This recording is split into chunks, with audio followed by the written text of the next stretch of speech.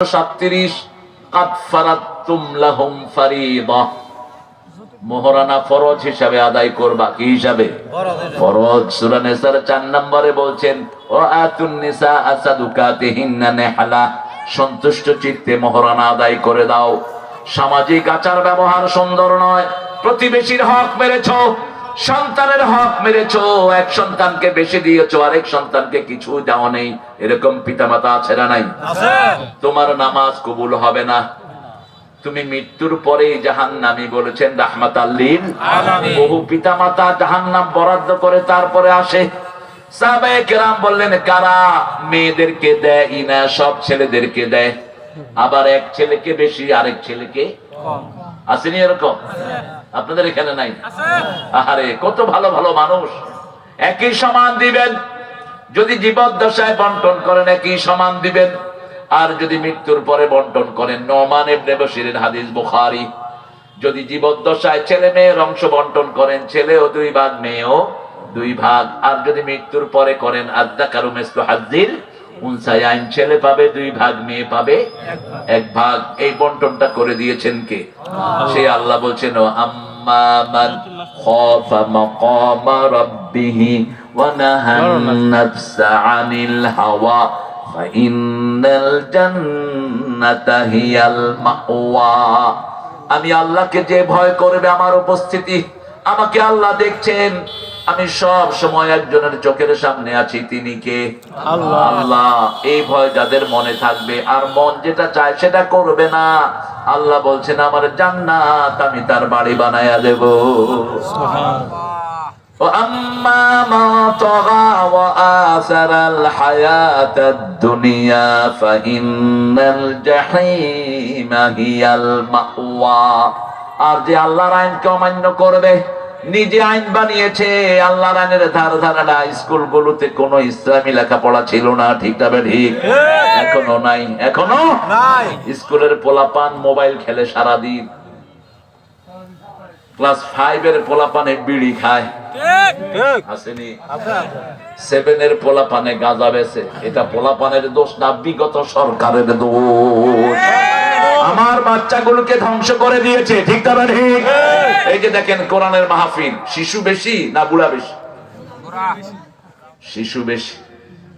এই যে দেখেন কত ছোট মানুষ, এরকম আরো আছে না নাই? সব বসে, এগুলো তো ঘরে থাকলে মারে কত মোবাইল দে দে দে, কতক্ষণ টিভি লই, পাগল হয়ে যায়। কিন্তু কোরআনের মাহফিল দিয়েছে, যতগুলো মাহফিলে যাই শুধু আমার যুবক ছেলেরা, হাজার হাজার পোলাপান এসে মাহফিলে বসে থাকে। তার মানে এই ছেলেগুলো ভালো কাজ চায়, ঠিক না ঠিক? এই ছেলেগুলোকে কাজ না দেওয়ার কারণে এরা আজে বাজে কাজে সময় নষ্ট করে। অথচ বাংলাদেশের মতো ব্রেইনি ছেলে দুনিয়ার কোন দেশে নাই। বিগত 20 বছর কোরআনে সারা দুনিয়ায় ফার্স্ট হচ্ছে কোন দেশ? আরো জোরে বলেন। কম্পিউটার সায়েন্সে সারা দুনিয়ায় ফার্স্ট কোন দেশ? ইঞ্জিনিয়ারিং এ শ্রেষ্ঠ কোন দেশ? কোন জায়গায় এদেরকে ফেলবেন? পৃথিবীর যেখানে এরা যায়, যে কোনো কাজে এরা দক্ষ হয়ে যায়, সবার আগে চলে যায়, ঠিক না ঠিক? পুরা মিডল ইস্ট, ইউরোপ, আমেরিকাতে বাংলাদেশের শ্রমিক আছে না নাই? কি যোগ্যতার সাথে কারা কাজ করছে।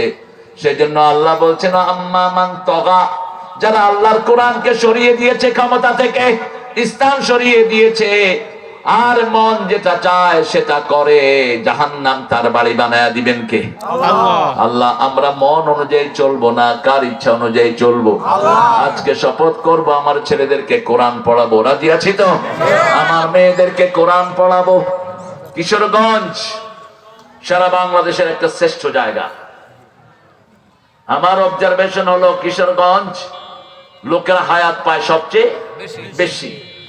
কিশোরগঞ্জে একজন মুরব্বী ছিলেন, 135 বছর বয়সে মারা গেছে।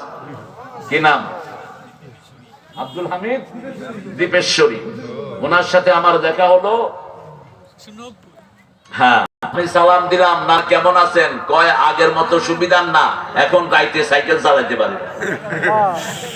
রাইতে পারে না, দিনে আইসি কিন্তু সাইকেল চালায়। বললাম আইসেন কেমনে? দিনে আইসি সাইকেল চালায় ওই, কিন্তু রাইতে এখন পারি না। আল্লাহ এই লোকটাকে জান্নাতুল ফেরদাউস দান করুন। কিশোরগঞ্জের লোকেরা রাগে কম, রাগলেও বলে মারিয়াল বাম্বু চোর। এই যারা কম রাগে এদের হায়াত বাড়িয়ে দেন কে? আপনি রেগেছেন তো হেরে গেছেন, রাগ কম করবেন। বিশেষ করে ঘরে তো রাগ করা যাবেই না। রাসূল সাল্লাল্লাহু আলাইহি সাল্লাম বলছেন, তোমরা সবচেয়ে দয়াশীল হবা ঘরের প্রতি। আনা আরহামু ইলি আহলি, আমি আমার পরিবারের প্রতি সবচেয়ে দয়াশীল। রাসূল সাল্লাল্লাহু আলাইহি সাল্লামকে সকল বিবিরা একযোগে ভালোবাসতেন, ঠিক না ঠিক? একদিন বিবিরা বললেন, হে নবী, আপনি কোন বিবিকে বেশি ভালোবাসেন? রাসূল সাল্লাল্লাহু আলাইহি সাল্লাম বললেন, কালকে আমি জবাব দেব। প্রত্যেক বিবিকে 2টা করে খেজুর দিলেন। কয়টা? 2টা। আয়েশাকে দিয়ে বলছেন, তুমি উম্মে সালমাকে বলবা না। উম্মে সালমাকে গিয়ে বলছেন, জুয়াইরিয়াকে বলবা না। জুয়াইরিয়াকে দিয়ে বলছেন, সাফিয়াকে বলবা না। সাফিয়াকে দিয়ে বলছেন, মারিয়াকে তুমি বলবা না। প্রত্যেককে কয়টা খেজুর? 2টা খেজুর। এবার সবাই আবার একসাথ হলেন। তিনি 3বার বিবিদের সাথে বসতেন দৈনিক। কয়বার? 3বার। ফজরের পরে একবার, জোহরের পরে একবার, রাতে শোয়ার আগে যেই ঘরে শুইতেন ওই ঘরে সব বিবিকে ডেকে এনে খবর নিতেন কে কেমন আছে। রাসূল সাল্লাল্লাহু আলাইহি ওয়াসাল্লামের সাথে বসলো সকালবেলা, বলছে, হুজুর বলেন আপনি কাকে বেশি ভালোবাসেন? রাসূল বললেন, যাকে আমি 2টা খেজুর দিয়েছি তাকে বেশি ভালোবাসি। এক বিবিকে বলছে, আরেক বিবিকে বলা যাবে না। কেউ কারোর ওটা বললো না। রাসূলের ওফাত মোবারকের পরে আয়েশাকে জিজ্ঞেস করছে, আয়েশা তুমি কি 2টা খেজুর পাইছো? কহ পাইছি। কয় তুমি পাইছো নি? পাইছি। কি বন্টন, সবাইকে ভালোবাসতেন, ঠিক না ঠিক? সেই নবীর রাহমা বলছেন, জান্নাত সেরা কানে আলী, তোমার পায়ের জুতার ফিতা যেমন কাছে, জান্নাত জাহান্নাম তেমন কাছে। একটু এদিক সেদিক হলে জাহান্নামী হয়ে যেতে পারো। আমরা বললাম, আল্লাহ জাহান্নামে কি কাজ নিয়ে যায়? আল্লাহ বলছেন, ইয়াতাসাআলুনা আনিল মুজরিমিন মা সালাকাকুম ফি সাকার قالوا لم نك من المصلين ولم نك نطعم المسكين كنا نخوض مع الخائضين كنا نكذب بيوم الدين। জাহান্নামীদেরকে যখন জিজ্ঞেস করা হবে কেন জাহান্নামে আসলা, তারা বলবে আমরা নামাজি ছিলাম না, শুধু সপ্তাহে জুমা পড়তাম। এরকম মুসল্লি বেশি না কম? তো তুমি লুঙ্গি নাই, নামাজ জামা হলো সুন্নাত গুলো, ঠিক না ঠিক?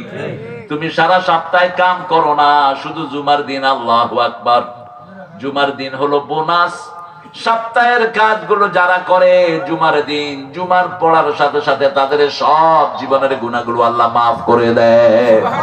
আল্লাহ বলছেন, এক জুমা আরেক জুমা থেকে মুকাফফারাত। রাসূল বলছেন, ফজর যারা পড়ে যোহরের সময় যখন ওযু করে হাতের গুনাহগুলো মাফ করে দেন কে? আল্লাহ। মুখ ধোয় মুখের গুনাহ মাফ করে দেন কে? আল্লাহ। পা ধোয় পায়ের গুনাহ মাফ করে দেন কে? আল্লাহ। এরপরে যখন সে ঘর থেকে বের হয় জীবনের সব গুনাহ মাফ। দ্বিতীয় কদম দেওয়ার সাথে সাথে জান্নাত তার ঘরের দিকে আগায় আসে। রাসূল সাল্লাল্লাহু আলাইহি ওয়াসাল্লাম বলছেন, 5 ওয়াক্ত যারা মসজিদে নামাজে যায় আল্লাহ তাদের জন্য জান্নাতটাকে সাজায়া দেয়। আমরা 5 ওয়াক্ত যাব তো?